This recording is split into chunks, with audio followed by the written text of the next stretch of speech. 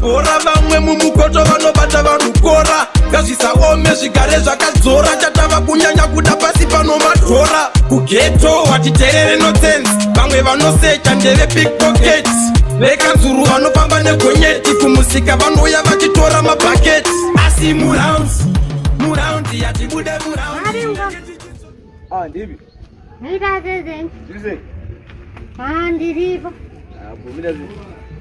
Zvakaoma ngoma ndaita chichemo. Maita chichemo chiko mbere. Zuva rinenge ndinodakara pamuri ndarwara musoro. Gare zvenyo. Sure. Gareba. Ndoda basa ngo. Ndaita chichemo ngoma. Maita chichemo chiko. Ndine shuga. Kana ndikumbira na dora zaro ngoma. Dola mamira rasena rumbere.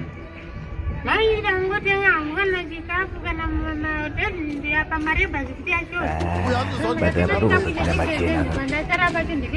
Asi yaprezera ita zvingiro zenziro. Ndoenda like rikanumberi 5.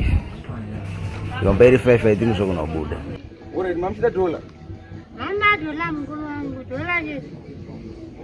Jangu mberi 5 niko. Maida basa 5. Amubatsirikana. Maida basa mukoma wangu. Nokuberi 5.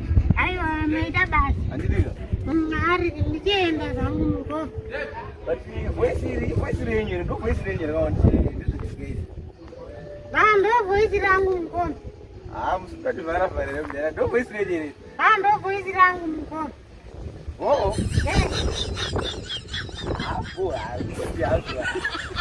Ready mukoma. Autende mukoma. Ndautenda waita basa mimi. Muita ngrozi nzire.